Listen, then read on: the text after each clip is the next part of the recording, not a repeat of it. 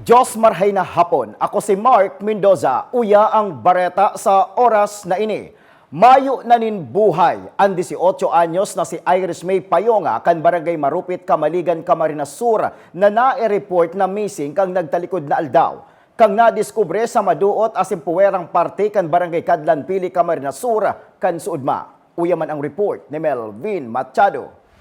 Garo nagluha ang kalangitan kasudmang hapon matapos madiskubran sa rumbangkay nin babae sa maduot na lugar kan Barangay Kadlan sa Banuangkan Pili, Camarines Sur. Mas naging mamundo pa ang barata kang kumpirmaron sa pagin ng social media post ng bangkay na nadiskubre iyong nawawarang si Iris May Payonga kan Barangay Marupit, Camaligan, Camarines Sur. Liwat ming binalikan ang lugar kung saan nadiskubre ang bangkay kang daraga. Halang kawang talahib asin day mahihiling sa primerong beses sana kung may tao digdi umayo. Sarong 9 anyos na aki ang enot na nakahiling kay ni. Istorya ni Totoy, nagkakawat sinda kan mahiling ang parte kang lawas kan biktima. Kang kaso udma, nagaano ka mo digdi. Nagpapa-oros po. Tapos, ano nangyari na? Sige, istorya mo lang. May nailing po kaming gano'n na tao. Saan? Tukdo mo daw. Digdi po. Diyan. Naano si itong tao? Naano? Nakalos na po si Bitis, tapos nataklo bang katong sa ako. Anong paro? May bata na. Tapos, anong ginibunin do? Inapod si Papa. Tapos, Sinabi naman sa tugang niya, tapos nagapod pulis. Sa lado kang Philippine National Police, hinahalat pangudya na hapon ang resulta kang ginibong autopsy sa bangkay kang biktima para maaraman ang pinakakausa kang sa iyang pagkagadan. And waiting po tayo nung result po nung kinandak po na autopsy kagabi.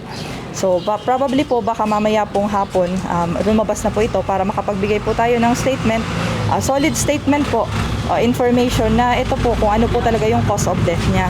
Kasi kung sa physical po, yung katawan po kasi nung victim is in the stage na po ng decomposition. So, mahirap na rin pong makita doon kung may mga, yung sa physical, kung may contusion or something. Kasi nga po, medyo bloated na po siya and gawa nga po nung masamang panahon na maulan.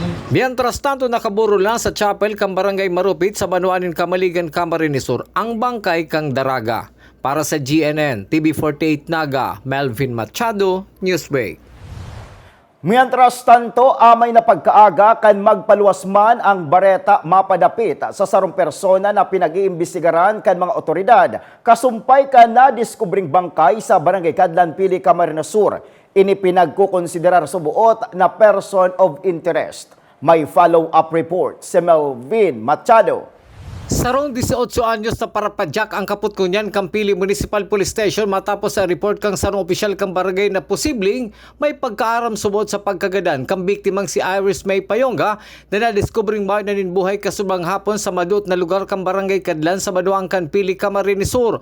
Susog kay Police Major Maria Victoria Balaing, tagapagtaram kang Camarines Sur Police Provincial Office, kinukonsiderar na person of interest under investigation na nasabing parapadyak.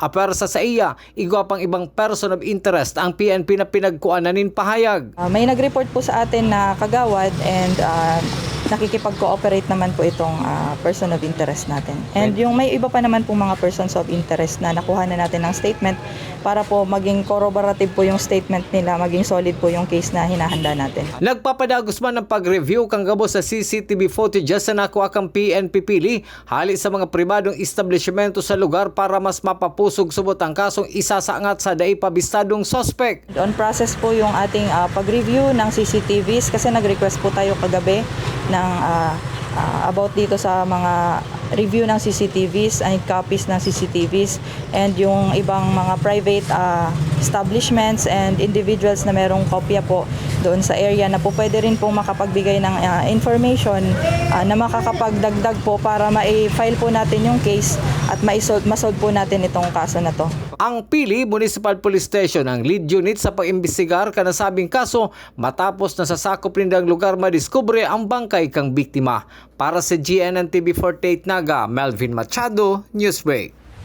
Sa iba pang bareta, mapaapod ning sarong meeting si Naga City Mayor Nelson Ligacion sa agang hapon para pag-urulayan ang mapadapit sa seguridad sa syudad ning Naga matapos ang trahedyang inabot kan daragang biktima na taga Banwaan ning Camaligan, Camarines Sur. Susog sa alkalde maski bakong taga Naga ang biktima. Alagad nag-agi ini sa syudad ng Naga bago makaabot sa banwaan nin Pili Camarines Sur. Kabali sa lakdang kan syudad. Iyo ang pagkakaigwa ni dakol na CCTV camera sa sentro kang Naga. Si Alkalde Nelson Ligacion ang nakaabot sa lugar kung saan nadiskubre ang bangkay kan biktima. Yan ang mga bareta sa oras na ini. Padagosan ng mag-antabay sa GNN TV 48 Naga para sa iba pang mga bareta. Ako si Mark Mendoza. Diyos mabalos kang sa indong pag-antabay.